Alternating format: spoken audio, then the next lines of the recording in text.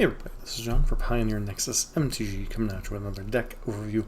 This time a sister deck to Rakdos and Mono Black Midrange, that being Orzhov Midrange. If you like these informative deck overviews and guides, please consider subscribing to the channel, giving us a thumbs up, and leaving a constructive comment down below, especially what deck you'd like to see us cover next. So Orzhov, kind of the unexplored version of black-based mid-range in the format. Comes in a couple different forms that we'll take a look at. Some very similar to what Rakdos looks like. Some a little bit more looking like a Orzhov control deck.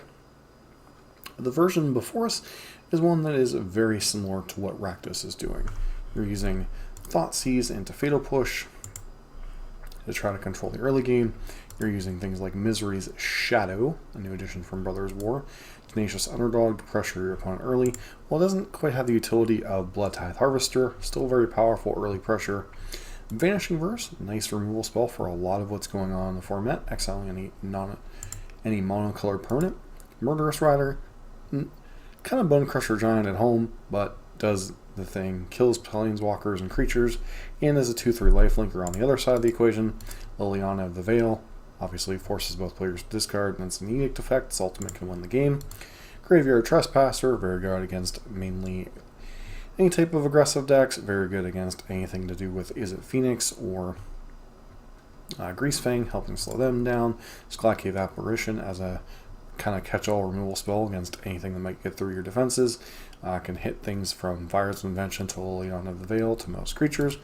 Redain, interesting way to protect yourself or your creatures. Can also make it difficult for your opponent to cast non-creature spells, especially in the more controlling mirrors and against Planeswalker heavy decks like Mono Green. Sheoldred, quite interesting as this one keeps popping up. Obviously the 4/5 Death Toucher, nothing to scoff at. You gain a little bit of life when you draw cards. Your opponent loses life when they draw cards. Kind of really plays into the attrition strategy. Then Skyclave Apparition, or not Skyclave, Sky Sovereign Council Flagship. Very good against the mid-range matchups, very good against the creature-based decks, very good in the Mirror Breaker against Rakdos.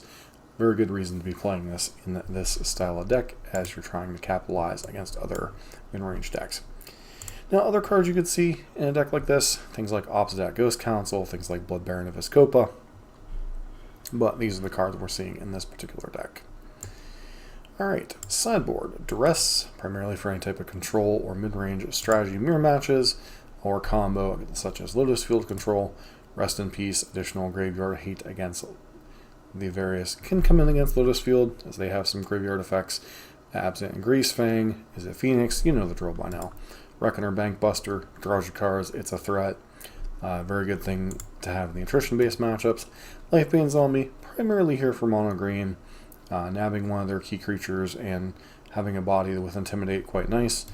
Temporary Lockdown, very good against creature-based decks, whether it be humans, whether it be early turns against Mono Green, can help to slow them down. Wedding Announcement, attrition-based matchups, what more can I say? Redain, we've already kind of covered. And the Extinction Event, when you need access to sweepers against various creature-based decks. And the fact that Exiles is quite nice against things like Phoenix and dying trigger things such as Old Growth Troll and Cavalier of Thorns out of Mono Green. Alright, this version goes way to the other side of the equation and is more like an Orzhov control deck. While you still have access to Thoughtseize, Fatal Push, Vanishing Verse, this version also runs Misery's Shadow, Graveyard Trespasser, and Sheoldred, but this is more of a Planeswalker-y-ish build. You're using Oath of Kaya, gain yourself a little bit of life, Legion of Ashes, exile target non-land permanent opponent controls, and all tokens the player controls with the same name as that permanent. Basically vindicate the can't hit lands.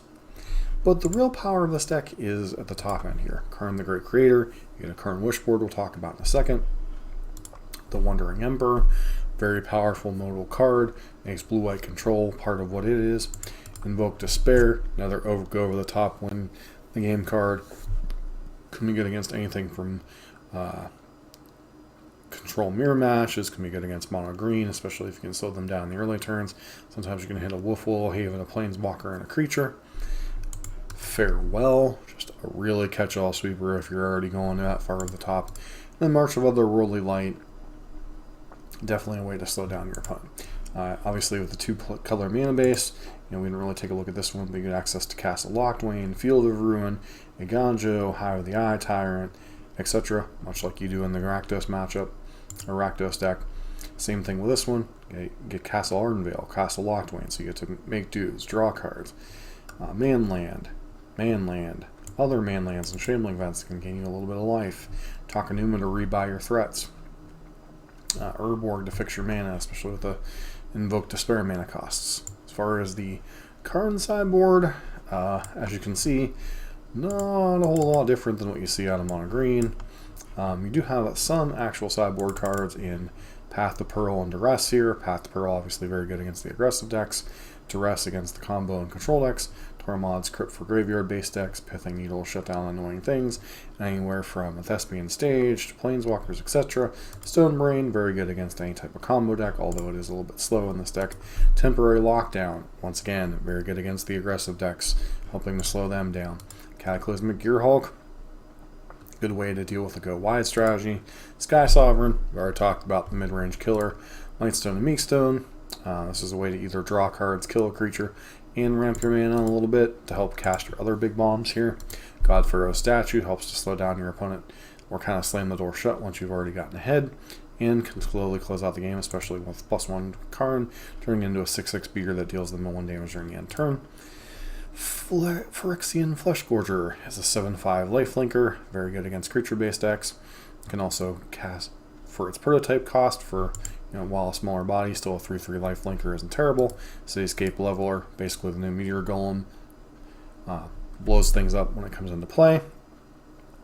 Whenever you cast it, notably not even enters the battlefield, and then you can unearth it to do some more damage, and then whenever it attacks, blows something else up. They get a Power Stone out of it, which isn't terrible, but you get an 8/8 Trampler, their permanents are gone. I think you win on that exchange. And finally, a little bit older list. I think this is before Misery Shadow got printed, so very similar to the first list. May even have been the same pilot, I'm not sure. Different removal spells. Declaration Stone, very good for exiling things. Faithful Absence, good for blowing up creatures and planeswalkers. They do get a clue token. Temporary Lockdown, this is kind of a nice sweeper in the main deck, especially since you're not playing a ton of creatures yourself, and this is more of an attrition-based deck. Liliana, obviously the one of kind of chilling out, and Sky Sovereign, obviously the ultimate mirror breaker. Sideboard, a little more copies of Redain against the combo and control decks. Temporary Lockdown, we already talked about. Go Blank is just kind of another thing to go with your discard outlet against combo and control. Reckoner Bankbuster against creature, or against the grindy decks, obviously. And the rest of these we've already kind of covered. More copies of Lifebane Zombie against the mono green decks. So as far as where Orzhov's place in the meta is, I feel it probably occupies a very similar place to what Rakdos does. I've run across this deck once or twice, or a variant of it, against while playing Rakdos on Arena. It does feel like they're very far ahead in the mirror match, much like adding blue for Crixus makes it a little bit better in the mirror match. As far as the deck, I feel it's probably a little bit weaker against mono green specifically, while Vanishing Burst can allow you to exile almost anything of theirs, and Lockdown is a decent card. Once again, much like Rakdos, you are a little bit of a dog in that matchup. You don't have Fable to help fix your draws, so this deck's probably a little bit more prone to flooding out than the Rakdos variant is, as obviously you have Fable to kind of fix your draw steps. You still have access to things like Castle Lockdwain and such. I still think this is probably a very powerful option. And like I said, there are some other unexplored cards. Things like Obsidian Ghost Council can be difficult for some control decks to deal with. Blood Baron of Vizkopa is probably very good in the black mid-range mirror match. But as you saw, there's just so many different variants that are unexplored in this. You have the kind of Orzhov control deck that we took a look at. There's these 2 mid-range variants of the deck. So overall, I do think this deck is an unexplored archetype, and maybe much like, with people exploring like Gruul vehicles and all these other mid-range piles, maybe there is something to this kind of Orzhov mid-range base deck that can maybe shake things up against something like Rakdos being a dominant deck in the format.